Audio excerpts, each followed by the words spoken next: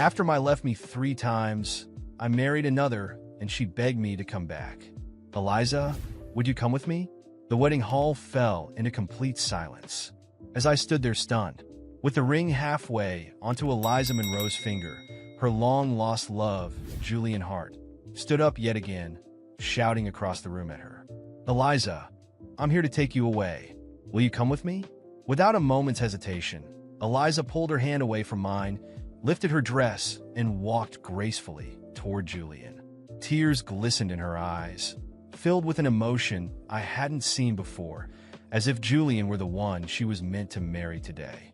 And there I stood, the actual groom under the glaring spotlight, reduced to nothing more than a clown in a suit. With conviction, Eliza extended her hand to Julian, her voice ringing loud and clear for everyone to hear. Julian, I will. It couldn't be more evident. Eliza Monroe, the woman I loved, had been swept away by her long-lost love, Julian Hart. But I didn't feel angry. Instead, there was a strange sense of inevitability. After all, this was the 3rd time in a month that my wedding had been interrupted by Julian. I let the ring fall from my hand, its imprint digging sharply into my palm. No one moved to stop them, not even Douglas and Vivian Monroe, who sat unmoving at the head table. I just stood there, watching their little drama unfold. The first time Julian crashed our wedding, I was furious. I shouted at him with every ounce of rage I had. This was supposed to be Eliza's and my day. I had planned it meticulously, and I couldn't let him ruin it. Red-eyed, I rushed to tackle Julian, intent on stopping him from stealing the woman who'd promised to be my wife. But our relatives blocked my path. Julian, standing protectively beside Eliza, smirked and said, "See? He flies off the handle at the smallest thing. He's bound to hurt you one day. Be glad I'm testing this for you. Otherwise, think of how much you'd suffer in the future." In that moment, the crowd turned against me. Their whispers painted me not as the groom, but as the villain. The voices surrounding me scolded me, saying it was just a test, and I had overreacted. It ended with me handing out a few hefty checks, and Eliza reluctantly agreeing to marry me again. The second time, I didn't shout. I didn't lose my temper. I fell to my knees, holding Eliza's dress, pleading with her not to leave. I loved her, and I recounted every single reason why. Julian pointed at me, disdainful, pathetic. You think you can manipulate Eliza with this show of weakness? You're just a coward. What do you bring to the table besides clinging to her? Once again, I was judged and condemned. Everyone there was one of Eliza's friends or relatives. I had no family, no one to stand by me. The verbal onslaught came from every side, and Eliza simply nestled into Julian's embrace, a sweet smile on her lips. Anger wasn't enough. Begging wasn't enough. Everything I did was wrong, so I chose to do nothing. I stood in silence, watching Julian's voice cut through the room once more. See, Blake Carrington doesn't even care enough to fight for you. How could you marry a man like that? He's failed all 3 tests. He's not worth marrying. Anger failed. Pleading failed. Indifference failed. What do you want me to do? Eliza's eyes flicked back to me, and she threw the bouquet at my chest. Blake, what are you doing just standing there? I'm being taken from you. You don't care at all? Do you? You never loved me. Her expression was a mixture of rage and frustration, but I merely brushed off the flowers clinging to my suit, straightened my tie, and walked toward the MC, taking the microphone from him. Eliza, go. This wedding is over.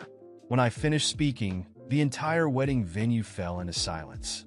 Everyone assumed Eliza Monroe had me completely under her control, that no matter what she did, I wouldn't end things. Eliza snapped out of her shock quickly, her eyes narrowing. She grabbed a champagne glass and threw it at me, soaking my custom suit, one I had bought specifically for this day. Blake Carrington, have you lost your mind? She shouted. How dare you say the wedding is off? You've got some nerve. You didn't even pass a single test, and now you say something like that. Tests, a single wedding costing tens of thousands of dollars. Dresses, photography, the MC, flowers, venues. 3 weddings costing millions in total. I laughed bitterly. Every cent came from me. Oh, so they were tests, not real weddings. Fine. All 3 weddings came to $450,000. Pay it back. Can you do that? Eliza's face fell. She couldn't possibly pay it back. Every doctor, every piece of jewelry she owned I paid for. The house her parents lived in, the car they drove, even their jobs at my company, they all came from me. She wouldn't be able to come up with that money, no matter what. The luxurious life Eliza enjoyed was funded solely by me. But none of that mattered to her. Instead, she doubled down, eyes blazing as she grabbed another glass and hurled it at me. Spending money on me is a privilege. What do you have besides a pile of cash you think that will tie me down? And now you dare to demand it back? I'll make you regret it. With that, she stormed out, wedding gown trailing behind her, and Julian Hart followed close, casting a triumphant smirk my way. As they exited, I watched, a hollow feeling taking root in my chest. 5 years of love, and this was who she really was. I glanced down at the wedding band still pressed into my palm, its outline sharp against my skin, and finally the tears fell. Eliza and Julian had been together before. When her family fell from wealth, Julian had walked away. That's when I came in, loving her fiercely, supporting her through everything. When she accepted me as her partner, I thought my love had won. Then Julian came back from overseas, ruining everything in an instant. Eliza fell for him again without a second thought. She stopped caring about me, my objections, everything except my money. She only cared about Julian. She used my love as a pawn for his gain, trampling over my feelings and dignity. The relationship had been decaying for a long time. I'd just been too naive to see it. I reclaimed the money I had given to her parents as a bride price and told the MC to clear the guests from the hall. I changed out of my soaked suit, grabbed my car keys, and prepared to head home when one of Eliza's relatives grabbed my arm, sneering. "Blake, so when's the next wedding?" he said, laughing at my expense. They thought it was a joke, that I would never truly leave her. I said nothing, walking straight to my car. There wouldn't be another wedding. Now you can watch the second part by pressing share and more. After that final scene, I walked out of the hall feeling empty, but without a trace of regret. With each step I took, the image of Eliza and Julian leaving together gnawed at me, making me relive every moment I'd invested in that relationship. I had given everything to see her happy, to build a stable future by her side, and she threw it all away without blinking. The worst part? I was surrounded by people who not only watched, but supported every humiliation she put me through. That's when I realized I had been nothing more than an investment to her, a convenient sponsor who financed her vanity and the comfort of her entire family. When I got home, I sat on the couch with my phone in hand. False apologies began to flood in from her family. "Blake, I know everything seems confusing right now, but Eliza still loves you. Give her another chance. She's just confused." Confused? Was she confused while she exchanged vows with Julian in the middle of our wedding ceremony? I laughed at myself, a bitter and cold laugh, as I blocked each of their numbers. I didn't want contact with anyone who saw me as a fool. The first step was to sever any financial ties. The next morning, I went straight to the bank and transferred all joint accounts to my name. I called my accountant and had her credit cards canceled. No warnings, no explanations. Not another cent would go to Eliza or her parasitic family. I also terminated the lease on her parents' house, and the car they drove was returned to the dealership.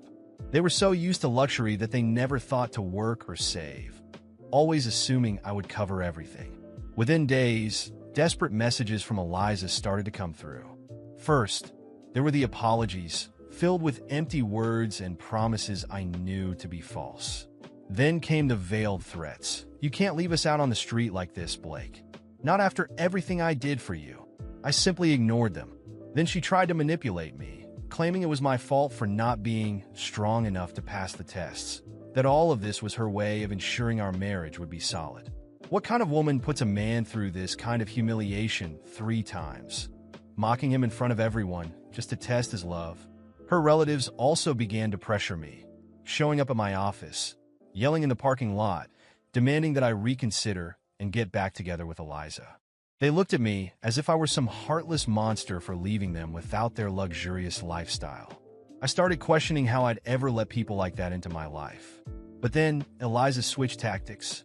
She decided to sue me, claiming she was entitled to part of my wealth since I had supported her for years. That was the last straw. I sat down with my lawyer, explained the situation, and he couldn't believe it. "Blake, she's literally trying to squeeze more money out of you after everything she's done. If it's war she wants, let's give it to her." And that's exactly what we did. I gathered proof of every cent I had invested in her and her family. The 3 wasted wedding ceremonies, expensive gifts, the dowry, even her parents' medical bills. I documented every expense, every transfer, everything I'd ever done for that ungrateful family. The court hearings were a spectacle. Eliza showed up with Julian as if his presence could intimidate me. In a desperate attempt to discredit me, she tried to portray our relationship as abusive, claiming I had financially manipulated her, when all I'd ever done was provide what they couldn't afford on their own. During the trial, Eliza cried, playing the victim, claiming I had ruined her life by cutting off financial support. Julian, beside her, kept that same smug smile as if this was just another victory. But with my lawyer's help and all the evidence I gathered, we were able to dismantle each one of her lies. In the end, the judge ruled that Eliza wouldn't get a single cent of my money. On the contrary, she was ordered to pay back a small portion of what I had spent on her and her family, which I knew she could never afford. Julian, who had looked so confident, began to lose his expression of arrogance as the sentence was read. He seemed to finally realize that the privilege of spending my money was, in fact, quite costly. I left the courthouse feeling a massive weight lifted from my shoulders. For too long, Eliza and her family had taken everything they could, and now they would have to deal with the consequences of their greed. Her parents, without my support, were soon evicted from their luxurious home and had to return to the tiny apartment where they had lived before I came into their lives. Eliza tried to keep up appearances, but soon the photos of fancy restaurants and international trips disappeared from her social media. Julian, her one true love, slowly started to drift away. Without the indirect financial support he'd been enjoying, he lost interest. Not long after, I heard rumors that Eliza was working at a small cafe, struggling to maintain even a semblance of her former life, while Julian simply disappeared. As for me, I finally found peace. I decided to travel, focus on my career, and enjoy life without leeches draining me dry. Eliza attempted to contact me a few times. I ignored every message, every attempt at reconciliation. She never admitted fault, but it didn't matter anymore. I watched from afar as she reaped the consequences of her own actions. And that's how, in peace and with a new life ahead of me, I finally moved on without looking back. The days after the trial brought me a strange calm, yet the feeling of injustice lingered. After everything Eliza and her family had put me through, their downfall didn't feel like enough. They lived like parasites, exploiting anyone who showed them the slightest generosity. And until now, they had always come out unscathed, ready to latch onto their next victim. This time, I was determined to change that. I didn't just want to cut off any source of money they might get from me. I wanted them to experience what it was like to lose everything, to hit rock bottom. First, I reviewed every document and contract that still tied me to Eliza and her family. Every loophole, every potential connection they could use to reach me or try to reverse the court's decision. I went through it meticulously and shut it down. Next, I turned my attention to those who had backed her up in court and helped shape her false image as a victim. The lawyers and friends who supported the absurd narrative that I financially controlled her became particular targets. I hired an excellent private investigator to dig up information on each of them. Gradually, their inconvenient secrets came to light. I found them engaged in shady dealings, favors, and other dishonorable acts. They were small errors, but I knew precisely where to share this information to create significant damage. Within months, Eliza's friends and allies began losing positions, contracts, and inevitably, respect. As for her parents, when I learned they had returned to their cramped and deteriorated apartment, I took it further. I discovered that they had never paid any fees or taxes while living in the house I rented for them. With a few calls and the right connections, a substantial bill was soon sent directly to their new address. And, as expected, they had no means to pay it. The result? Within weeks, they were threatened with eviction. Without wealthy friends to turn to or supportive relatives willing to help, they were on their own. They finally felt the weight of a reality they'd ignored while comfortably living off me. But for Eliza, I wanted something deeper. I knew her pride still kept her from facing what she'd truly lost. She'd always been obsessed with public image, with the status my position and money provided. So, I went after everything that could ruin her reputation. First, I ensured that her debts to me were registered and publicly exposed. Without knowing it, she ended up on a blacklist within our city's social circles. Invitations to important events stopped arriving, which, for someone like Eliza, was unbearable. And with discreet help from influential friends, I made sure her financial troubles were well known among those she used to associate with. She quickly went from glamorous socialite to a labeled opportunist who had finally gotten what she deserved. Little by little, Eliza tried to appear at smaller social events, accompanied by a new suitor each time, hoping to restore her image and perhaps find another investor to support her. But I was ready for this. Each man she got involved with started receiving anonymous tips about her relationship history and the court case she faced. These messages detailed every humiliation she put me through, every scandal, and every public loyalty test that turned my love into a public mockery. As expected, none of her suitors lasted long. They walked out of her life before she could even try to milk any money or support from them. Eliza soon realized her reputation was ruined, and that the chances of finding anyone willing to bankroll her lifestyle again were virtually zero. In one last act of desperation, she reached out to the few friends she had left. But they, too, were aware of her story, and now, without my financial support, she had nothing of value to offer them. And so, within a few months, Eliza became nearly invisible. Her once glamorous presence was reduced to that of a destitute woman, unable to accept that her days of luxury and power were over. I knew Eliza had hit rock bottom when I received a message from her, begging me to meet her one last time. Curiosity got the better of me. I agreed to meet, but this time, I was completely in control. I found Eliza in a simple cafe, and when I saw her, I barely recognized her. She looked worn out, her eyes tired and hollow, dressed in clothes she would never have dared wear before.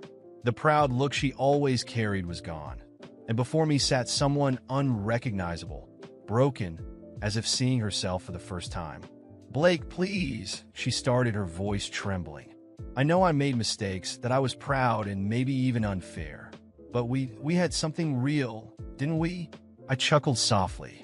The irony of hearing those words from her was almost too much to bear. "Something real?" I asked, with a calm that unsettled her. "You threw away anything real the moment you put me through your tests, Eliza. To you, I was just a way to maintain the life you wanted. Nothing more."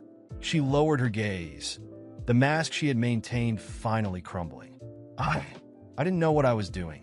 I was confused, Julian." She stopped, the mention of his name seeming to hurt her. "I made mistakes, but I'm willing to change, Blake. I just need a chance.